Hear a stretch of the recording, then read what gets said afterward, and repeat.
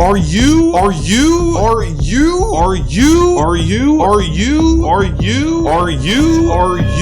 sweaty as pits? We hit 10,000 subscribers. In order to celebrate, I've decided to take 10 of you guys to interview me for a live Q&A. So without further ado, let's get right into it. Alright, so my question was to ask you how long you have been playing Roblox. That's a really good question. So if you actually take a look at my account, it'll say I created my account in 2013. But I got into Roblox because I had a friend back then. He was like, Roblox is like the free version of Minecraft. I was like, really? So like I created an account. I was 10 years old at the time, and then I started playing it and I really liked it, and that's basically it. Do you do YouTube as a side job, or do you also have an outside job other than YouTube? So basically, I had physical jobs. It was at restaurants, but then as of like a few weeks ago, I don't anymore. My channel has been growing a lot, and then I've also started doing Uber Eats to help on the side as well. That's pretty cool. Yes, thank you. So, SodaPeeps, what is your opinion on the multi-ocular O? It's the O with 10 circles, a dot in each circle. It was used one time in the 15th century. How do you feel about it coming back to the English alphabet? Oh, you know what? When I first saw it, it kind of made me uncomfortable to look at. It kind of looked like fish eggs, but it also triggered my trypophobia. So, in my opinion, I think they should really not use it again. So you're saying they should add it back because it just brought you back memories of like Finding Nemo? I don't know. I don't want it back.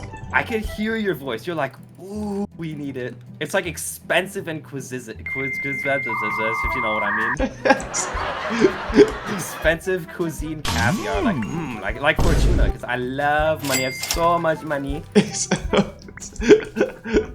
I mean, I would really like some money though. I wish they can bring that back to my bank account.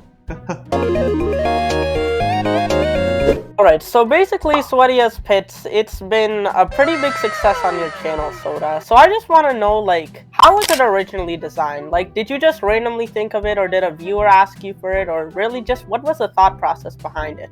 Yes, thank you so much. I appreciate that. And I figured it would be good to have my first guest back on the show.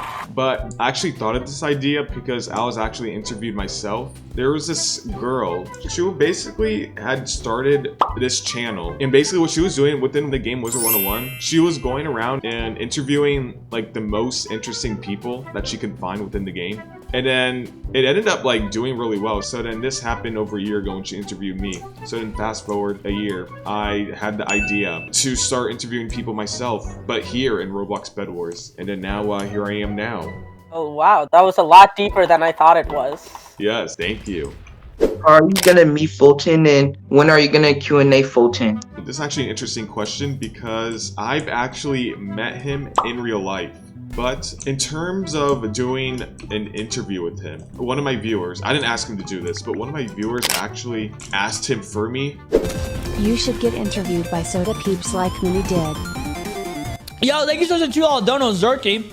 Hey man, if SodaPeeps want to interview me, I'm down. So hopefully we'll be seeing that sometime in the near future. Alright, that's perfect. Perfect. My question is, how do you handle with hate or negative comments? That's actually a really good question, because for that kind of issue, I like to separate it into two different categories, where negative more as like trolling I consider. So when it comes to hate comments, I don't really mind them, because I know we all have that natural part of us where we just feel like judging other people. So that I understand, and usually when someone comes to me saying like L or like you suck specifically to me, I try to act nice to them. But if I get like trolling, the worst is when hate or trolling is towards my viewers and not at me. But how I deal with trolling is, you know, I try to act like a strict parent where I just want to point out what you're doing wrong. And yeah, so that's that. Have you ever decided to make any other videos on other Roblox games or just other games in general? Yeah, that's a really good question. Generally speaking, when you have a small channel, what you want to do is hone into one game instead of moving around, because you can confuse people. For example, like if I were to play Roblox Bedwars, and then tomorrow I would play like Webkins or something, I think I'd actually like kill my channel within a day. But like even within Roblox itself, the same could be said. Like if I were to all of a sudden play like Blocks Fruits, I would have to like kind of reset my progress. Your channel won't necessarily like die out, but you'll have to reset. So in the time, that is true. Yeah. You gotta stick to one thing until you get big enough. That's true, and then yeah. you can branch out and do whatever you want. Yeah, exactly. Because there will be a point where people start watching you more for yourself as opposed to the game that's connected to you. So that's definitely what I'm waiting on. SodaPeeps, if you could talk to yourself 3 years ago, what would you say to yourself? That right there is a really good question. So to anyone that may not know out there, 3 years ago was when I started my channel honestly out of random, because it was like when the pandemic just started, and I was like, you know what? Never really had any thoughts of being a YouTuber ever beforehand. But I was like, let me just start up a channel, and then that's what I did, and here I am.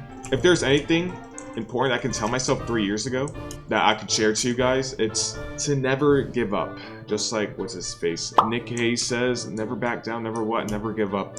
Because honestly, to a lot of you guys, you may think I have a small channel, or my channel's blowing up, or I have a big channel, whatever your opinion is. But at the point of where my channel was, if I were to had quit, for example, my channel will never get to the point where it is now. And even if I give myself another 3 years, who knows where my channel would be. And throughout those 3 years, for sure, I've had thoughts of quitting, you know, like, I don't want to do this anymore, this is too hard, it's not working out, blah blah blah. Every successful person always gets those thoughts of maybe I should quit and stuff. But if you really feel that this is for you, whatever it may be, in my case it was my channel 3 years ago, well, one thing I could say is if it's something that you really love doing, I'd say to not give up and to keep on going, because trust me, if you give it enough time, you will find success. That is a very good answer. Thank you, yes. Alright, yeah, thanks for answering my question. Congrats on 10K, and yeah, let's just move on to the next question.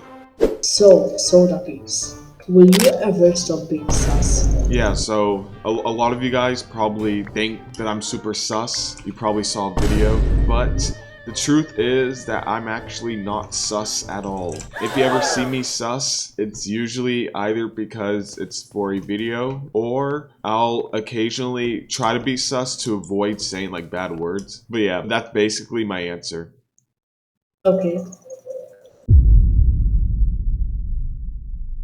Hey there, I have one final question for you. Are you sweaty as pits? Am I sweaty as pits?